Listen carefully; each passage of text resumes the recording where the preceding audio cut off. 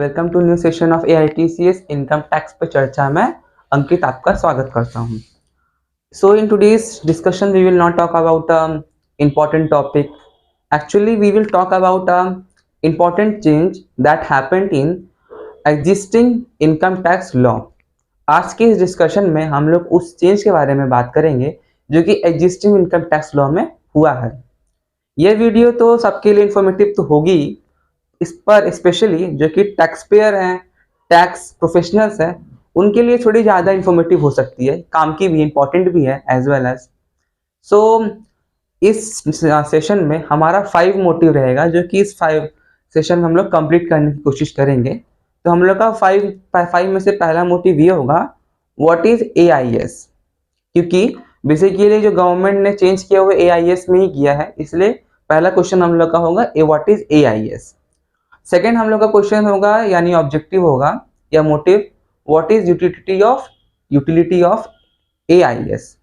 हमारा third motive होगा, what is existing process of cross verification of AIS।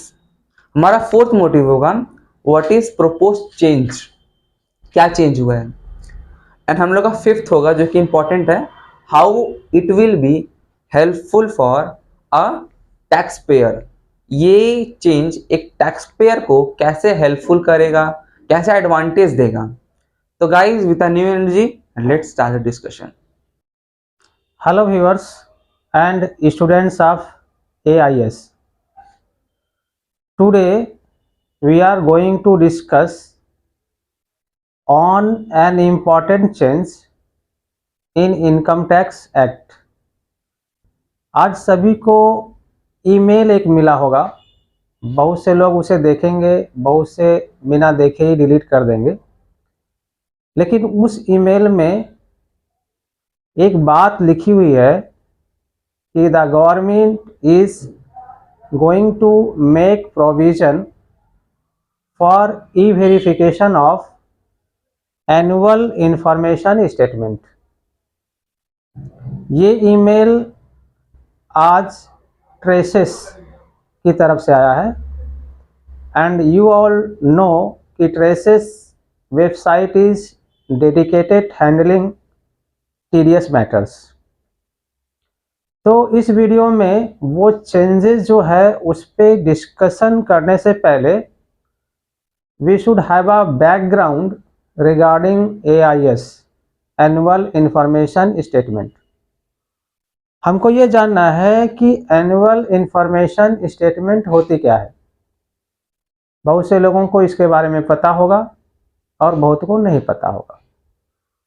तो जिनको नहीं पता है उनके लिए मैं बता दूं, एनुअल इंफॉर्मेशन स्टेटमेंट एक नई स्कीम पिछले साल से चालू हुई है, that has been modified version of 26AS।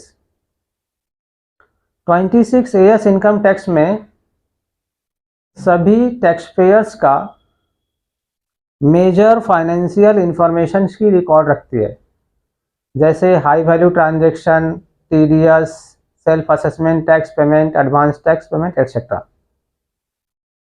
Annual information is a modified form of 26AS। Here all the transaction, whether it is small or big, whether it is of high value or lesser value, everything is captured in annual information statement। तो ये annual information statement की जो information है ये income tax portal पे update कैसे होती है।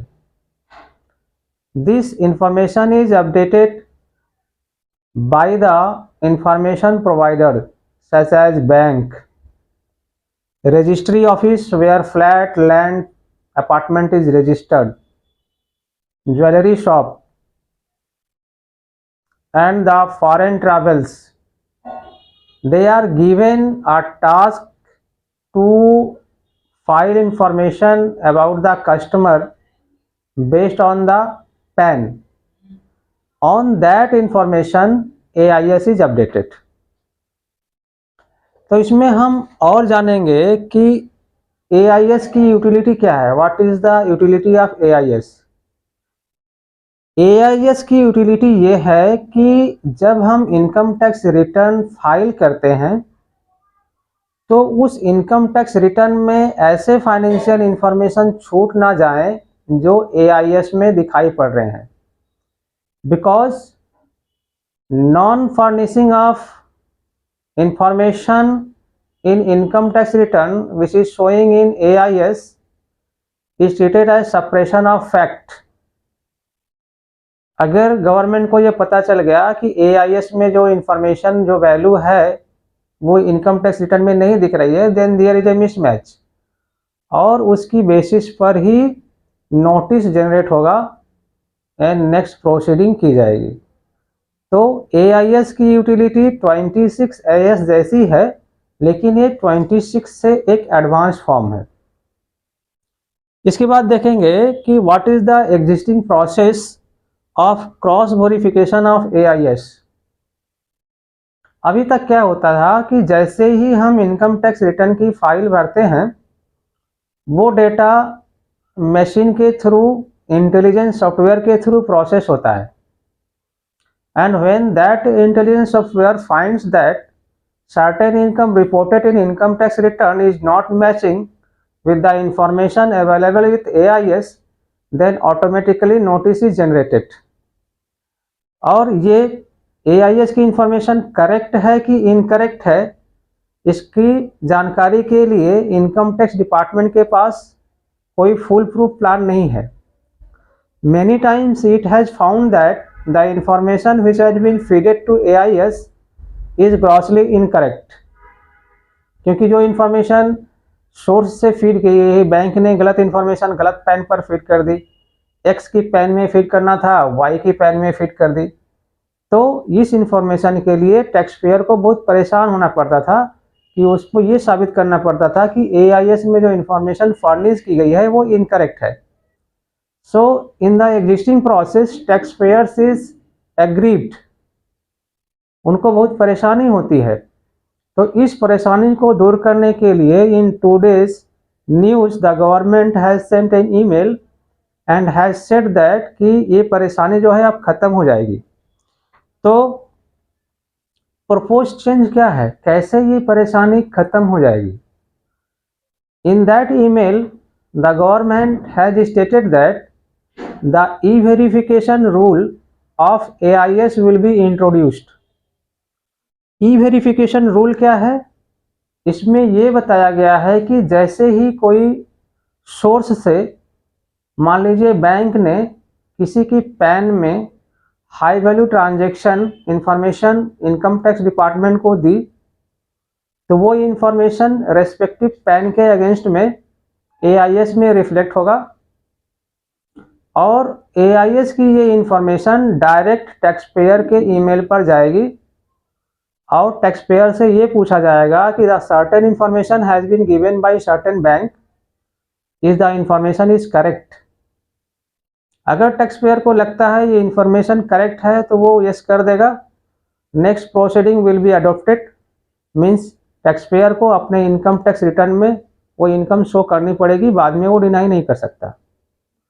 But if the tax payer finds that the information which is feeded to AIS is incorrect, then he will submit the reply that the information is not correct, and the income tax department forward that information to the feeder of the information, means bank को information देगा और बताएगा कि भैया income tax का जो pair है, tax payer, वो बोल रहा है कि इंफॉर्मेशन गलत है, तो अपने एंड में चेक करो और इसको ठीक करो।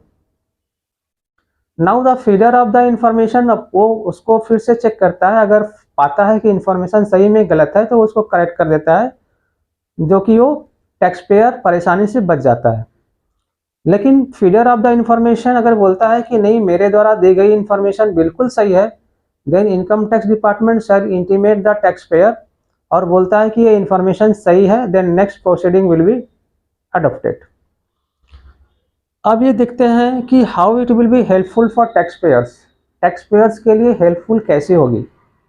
ये जो प्रपोज चेंज है AIS ई-वेरिफिकेशन की, वो हेल्पफुल इसलिए होगी कि जब ये इंफॉर्मेशन टैक्स पेयर को भेजा जाएगा कि आपके AIS में ये इंफॉर्मेशन आ रही है, ये मेजर ट्रांजैक्शन है, तो टैक्स पेयर के पास उसकी क्रॉस चेकिंग की और इसको एक्सेप्टेंस की फैसिलिटी दी जाएगी ताकि वो बाद में प्रॉब्लम में नहीं पड़े। जैसे अभी क्या होता है कि AIS इंफॉर्मेशन में 4 लाख की इंफॉर्मेशन आ गई, लेकिन 4 लाख हमारा इनकम ही नहीं है। अगर हम उसको बाईपास करके ITR में दिखा देते हैं तो हमको नोटिस फेस करनी पड़ती है। That problem will be solve.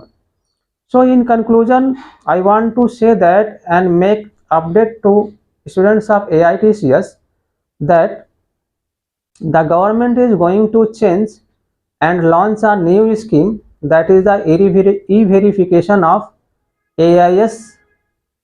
Henceforth, when the scheme will be applicable, when the data will be updated in AIS from the source feeder, an email shall be given to the respective PAN of the taxpayer, and the government will ask that the certain information has been given to AIS, is it correct? If the taxpayer finds that the information is correct, he or she accepts it, or if he finds the information is not correct, he or she deny it. After receiving the information from the taxpayer, the data will be again forwarded to the feeder of the information, and in that information the government will ask, the information provided you is incorrect and is not acceptable to the taxpayer, please relook it. After relooking the information, if the feeder of the information finds that the information is actually incorrect, then he will make it correct.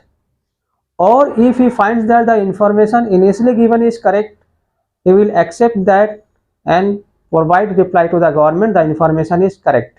Accordingly, the case will be forwarded and taken action by the income tax department. So students, hope that कि आपको ये नए change के बारे में पता लग गया होगा। अगर और अधिक जानकारी चाहिए या आपका कोई कमेंट है या कोई सजेशन है, you are always welcome to write in comment और आस्क। Thanks for watching.